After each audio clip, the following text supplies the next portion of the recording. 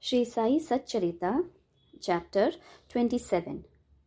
This chapter describes how Sai Baba favored his devotees by granting them religious books after he had touched and consecrated them for Parayana, that is, reading regularly, and certain other matters.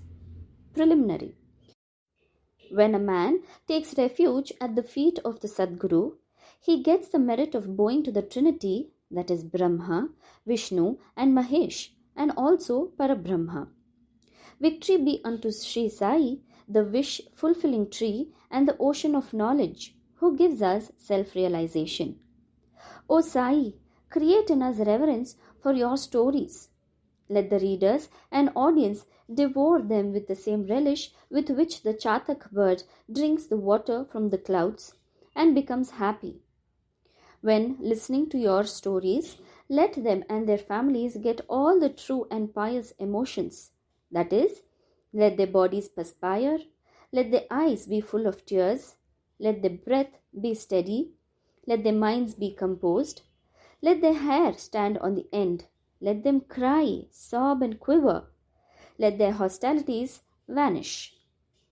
When these things happen, that is a sign of the grace of the Guru dawning upon them. When these emotions grow in you, the Guru is most pleased and will certainly lead you to the path of self-realization. The best way, therefore, to get free from the shackles of Maya is our complete and wholehearted surrender to Baba. The Vedas cannot take you across the ocean of Maya. It is only the Sadguru who can do so and make you see God in all creatures. Granting consecrated book. The various methods of imparting instructions followed by Baba have already been noticed in the previous chapters. In this, we shall deal with one aspect of it. It was the habit of some devotees to take to Baba some religious books of which they wanted to make a special study and to receive the same back from him after they were touched and consecrated by him. While reading such books daily, they felt that Baba was with them. Once Kaka Mahajani came to Shirdi with a copy of Eknathi Bhagwat. Shama took this book to read in the masjid. There, Baba took it from him, touched it, and turning some pages here and there, gave it back to Shama and asked him to keep it with him. When Shama said that it belonged to Kaka and had to be returned to him, "No," replied Baba. "As I have given it to you, you better keep it. It will be of use to you." In this way, many books were entrusted to Shama. Kaka Mahajani, after a few days, came again with another copy of the same Bhagwat and gave it in Baba's hand.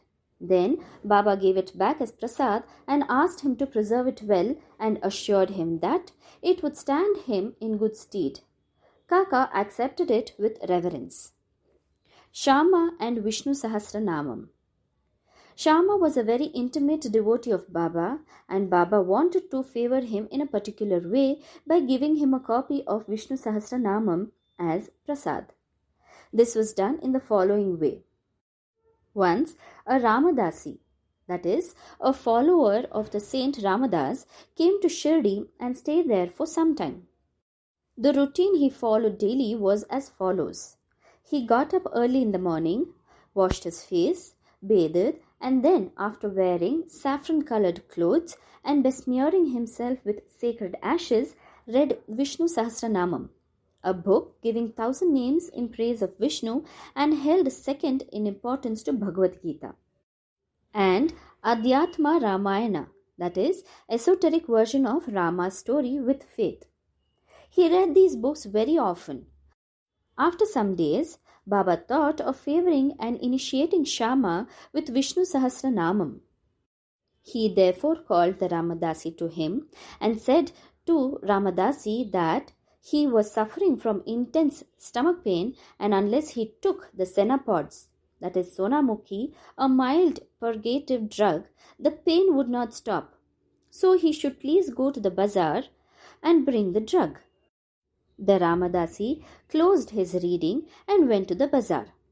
Then Baba came from his seat to Ramadasi's place of reading and took out the copy of Vishnu Sahastranaam, and after coming back to his seat, said to Shama, "Shama, this book is very valuable and efficacious, so I present it to you. You read it." Once I suffered intensely, and my heart began to palpitate, and my life was in danger. At that critical moment, I hugged this book to my heart, and then, Shama, what a relief it gave me! I thought that Allah Himself came down and saved me. So I give this to you. Read it slowly, little by little. Read daily, one name at least, and it will do you good. Shama replied that he did not want it, and that the owner of it, the Ramadasi, who was a bad-tempered, obstinate, and irritable fellow, would certainly pick up a quarrel with him. Besides, being a rustic himself, he could not read distinctly the Sanskrit, that is Devanagari script, text of the book.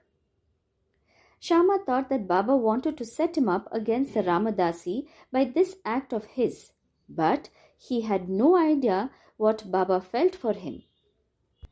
Baba must have thought to tie this necklace of Vishnu Sahastranaam round the neck of Shama, as he was an intimate devotee, though a rustic, and thus save him from the miseries of the worldly existence. The efficacy of God's name is well known. It saves us from all sins and bad tendencies, frees us from the cycle of births and deaths. There is no easier sadhana than this. It is the best purifier of our mind. It requires no paraphernalia and no restrictions. It is so easy and so effective. This sadhana Baba wanted Shama to practice, though he did not crave for it. So Baba forced this on him. It is also reported that long ago Eknath Maharaj similarly forced this Vishnu Sahasranamam on a poor Brahmin neighbor, and thus saved him. The reading and study of this Vishnu Sahasranam is a broad open way of purifying the mind, and hence Baba thrust this on his devotee Shama. The Ramadasi returned soon with the Senapods.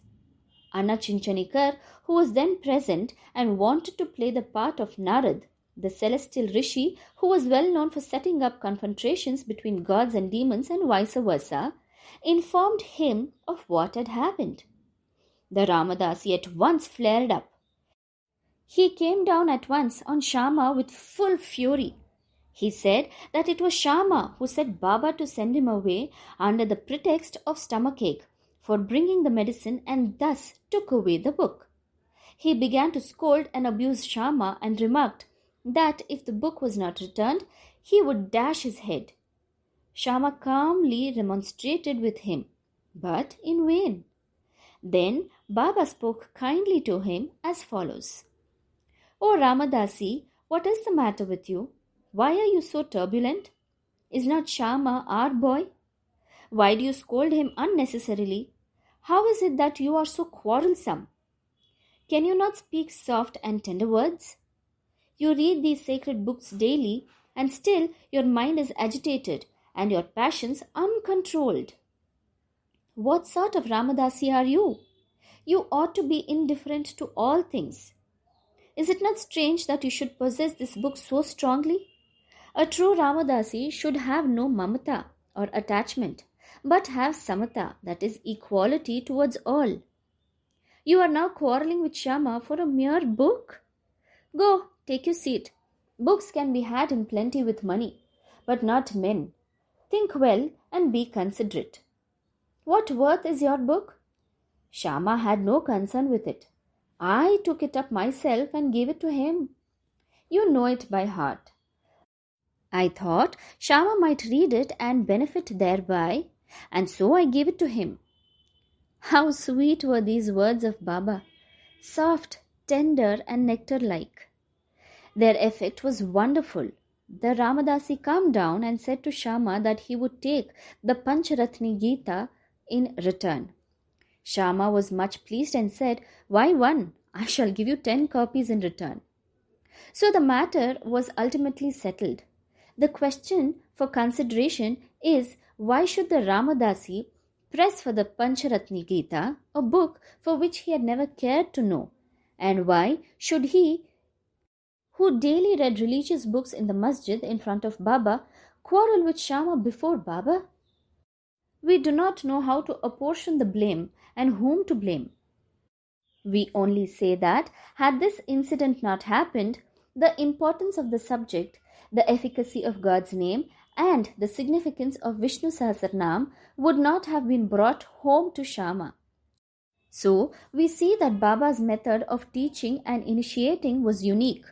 In this case, Shama did gradually study the book and mastered its contents to such an extent that he was able to explain it to Professor G.G. Narke, M.A. of the College of Engineering, Pune, the son-in-law of Shriman Bhoti and a devotee of Baba. Vitthal Vision. One day while Kaka Sahib Dixit was in meditation after his morning bath in his vada at Shirdi, he saw a vision of Vitthal. When he went to see Baba afterwards, Baba asked him, "Did Vitthal Patil come? Did you not see him? He is very elusive. Hold him fast, otherwise he will give you the slip and run away." Then at noon a certain hawker came there with 20 or 25 pictures of Vitthal of Pandharpur for sale. Mr. Dixit was surprised to see that the form of the Vitthal he saw in his meditation exactly tallied with that in the picture. And he was also reminded of Baba's words. He therefore bought one picture most willingly and kept it in his shrine for worship. Geeta-Rahasya. Baba always loved those who studied Brahma Vidya, that is, metaphysics, and encouraged them. To give an instance, once Bapu Sahib Jog received a post parcel. It contained a copy of Geeta-Rahasya by Lokmanya Tilak. Taking it under his armpit, he came to the masjid and prostrated before Baba when the parcel fell at Baba's feet. Baba inquired what it was. It was opened then and there, and the book was placed in Baba's hand. He turned some pages here and there for a few minutes and took out a rupee from his pocket, placed it on the book and handed the same with the rupee to Jog and said to him, "Read this completely and you will be benefited." Mr. and Mrs. Khapardes. Let us close this chapter with a description of the Khapardes. Once, Dada Saheb Khaparde came with his family and lived in Shirdi for some months. Dada Saheb was not an ordinary man. He was the affluent and the most famous advocate of Amaravati and was a member of the Council of State, Delhi. He was intelligent and a very good speaker. Still, he dared not open his mouth before Baba. Most devotees spoke and argued with Baba off and on, but only three, that is Khaparde, Nolkar and Bhoti, kept always silent. They were meek, modest, humble and good-natured. Dada Saheb, who was not able to expound Panchadashi, that is a well-known Sanskrit treatise on the Advait philosophy by the famous Vidyaranya, to others, uttered no word when he came to the masjid before Baba. A man, however learned he may be, even in Vedas, fades away before one who has realized Brahma and becomes one with it. Learning cannot stand before self-realization. Dada Saheb stayed for 4 months, but Mrs. Khaparde stayed for 7. Both were highly pleased with their Shirdi stay. Mrs. Khaparde was faithful and devout and loved Baba deeply. Every noon she brought Naivedya herself to the masjid, and after it was accepted by Baba, she used to return and then take her meals. On seeing her steady and firm devotion, Baba wanted to exhibit it to others. One noon, she brought a dish containing sanza, which was a wheat pudding, and puris, rice, soup, and kheer, that is sweet rice, and other sundry articles to the masjid. Baba, who usually waited for hours, got up at once, went to his seat, and, removing the cover from the dish, began to partake of the things zealously. Shama then asked him, "Why this partiality? At times you throw away dishes of others and do not care to look at them, but this appeals to you earnestly. Why is the dish brought by this lady so sweet?" This intrigues us. Baba then explained, this food is really extraordinary. In former birth, this lady was a merchant's fat cow yielding much milk. Then she disappeared and took birth in a gardener's family, then in a Kshatriya family and married a merchant. Then she was born in a Brahmin family. I saw her after a very long time. Let me partake some sweet morsels of love from her dish. After saying this, Baba did full justice to her dish, washed his mouth and hands, belched out as if he was fully satisfied, and resumed his seat. Then she bowed down and began to shampoo Baba's legs, and he began to talk with her and knead her arms, which were shampooing his legs. On seeing this reciprocal service, Shama began to joke and said, "It is going on well. It is a wonderful sight to see God and his bhaktas serving each other." After being pleased with her sincere service, Baba asked her in low and fascinating tone to chant Rajaram, Rajaram, then and always, and said, if you do this, your life's object will be achieved. Your mind will attain peace and you will be immensely benefited. To persons unfamiliar with spiritual matters, this might appear as a polite gesture, but really it was not so. It was a case of what is technically called Shaktipat, that is, transference of power from the Guru to the disciple. How effective were Baba's words! In an instant they pierced her heart and remained there. This case illustrates the nature of the relations that should subsist between the Guru and the disciple. Both should love and serve each other as one. There is no distinction nor any difference between them. Both are one, and one cannot live without the other. The disciple, placing his head at Guru's feet, is a gross or outward vision. Really and internally, they are both one and the same. Those who see any difference between them are yet unripe and not perfect. Om Sai Ram.